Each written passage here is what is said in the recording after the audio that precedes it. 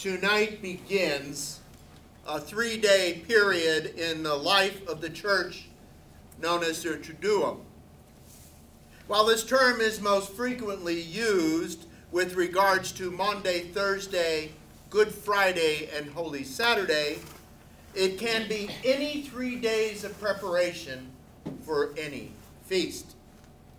The celebration we are preparing for, in this case, is Easter, or as some call it, Resurrection Sunday. The day when the tomb is found empty and a living Jesus is encountered by some of those who knew him. But before we get there, before the story reaches its climax, a lot happens that we must never forget. You see, it is in the events leading up to the empty tomb which we find makes this story so remarkable. For the last 3 years, Jesus has walked throughout the region sharing a message of hope. Hope realized in the knowledge that God's promises to his people were finally being fulfilled. The kingdom of God had come near. Yet as we have heard over this last year's readings, not everyone believed it. Looking around, nothing had changed. They were still living under Roman rule. Most had little to nothing to show for their hard work. And the fruits of the long-awaited kingdom could not be seen in the midst of the dust of such a barren landscape. Still, Jesus said, God is faithful, and that the long-awaited time had come. Their relationship to God was about to be restored, making it possible for them to know the fullness of God's love in a way they had never known before.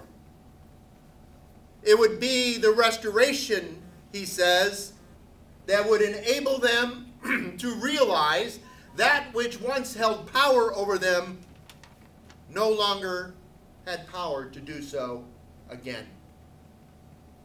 Jesus is, of course, talking about sin.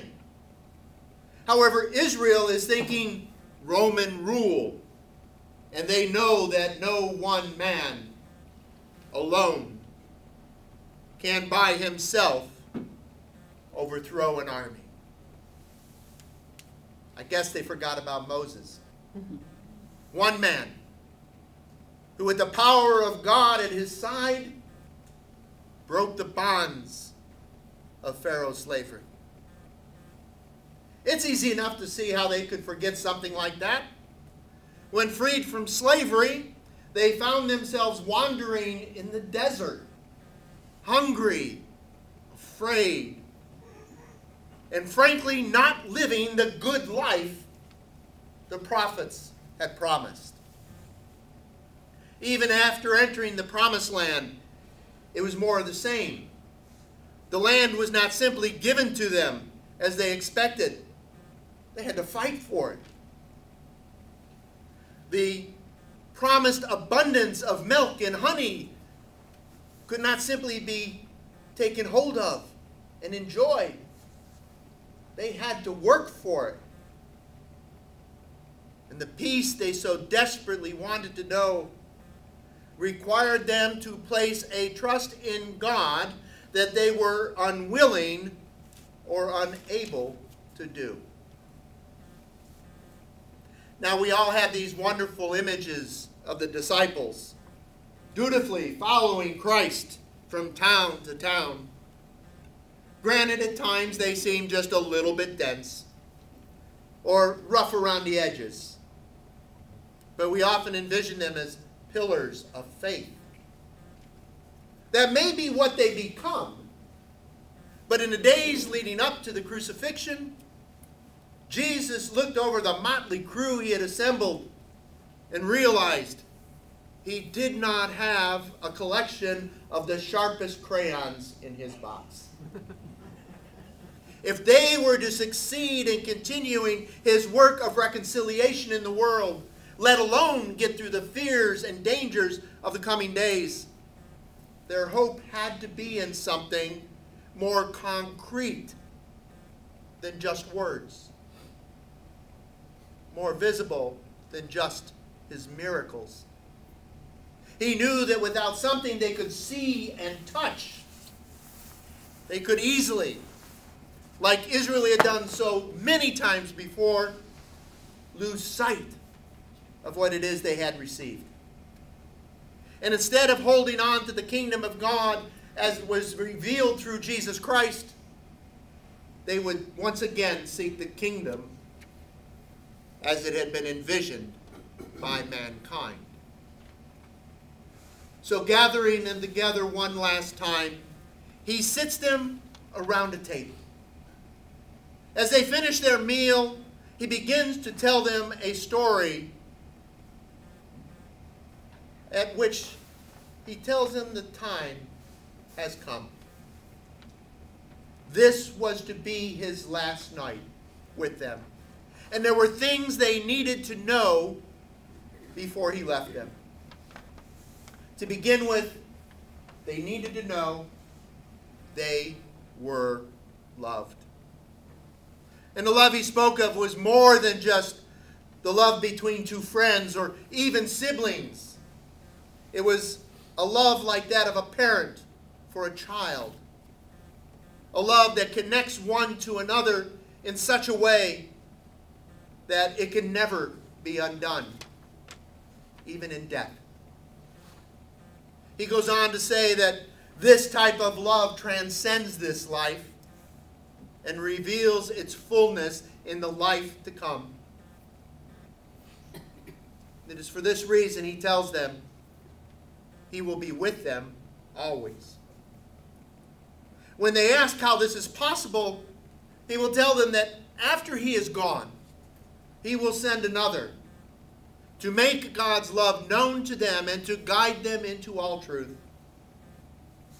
Like Israel, they've heard this story before. One day, someday, it will come to pass, all in God's time.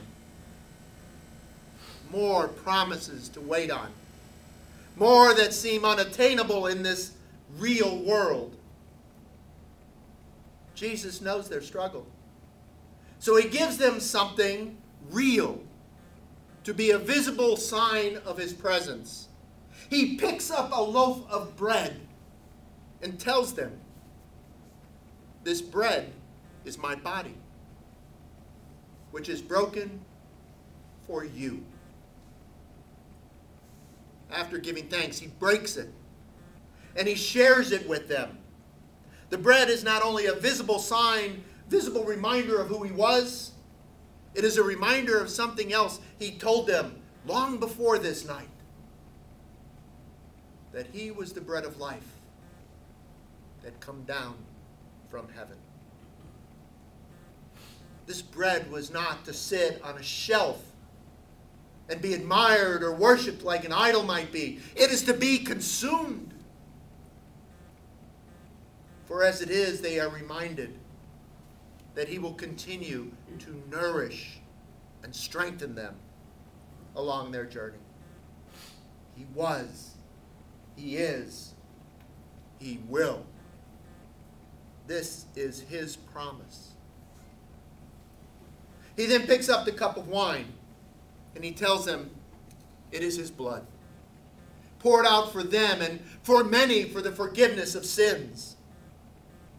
In Jewish culture, blood was life. And what he is trying to tell them is that his life would be taken from him, but not in vain. But using the imagery of the blood poured over the tabernacle on the Day of Atonement to be a sacrifice for Israel's sin, and not just Israel's sin, but the sin of the whole world. His life was lived for us. His blood is what makes forgiveness known. And in the resurrection, we know he will be there for us when we need him most.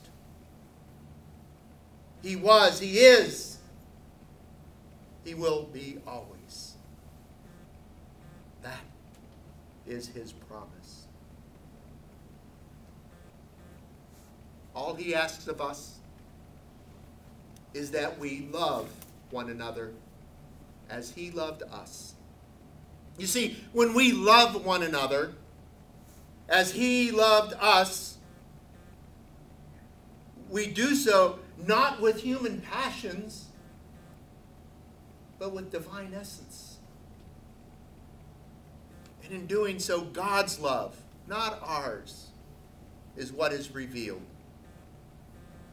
If this love can help others to see that we are disciples of Christ, it can also help them see Jesus in each of us.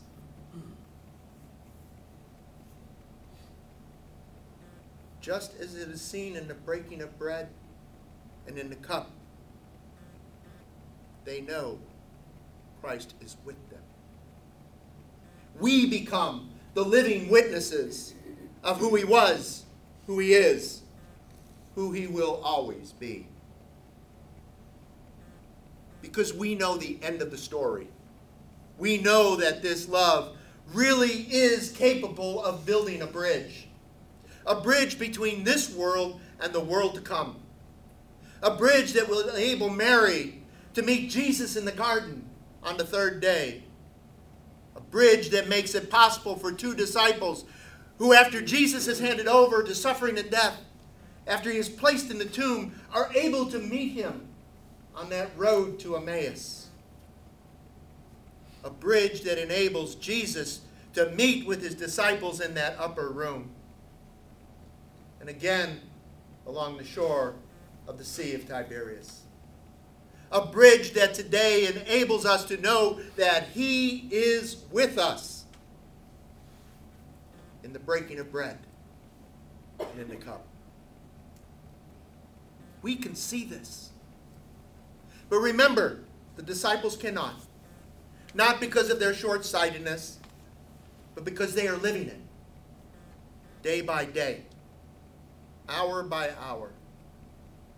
Minute by minute. Let us take a minute to sit in silence, hearing what they heard that night after their Lord was taken from them, and they were left on their own. Let us hear and feel the silence.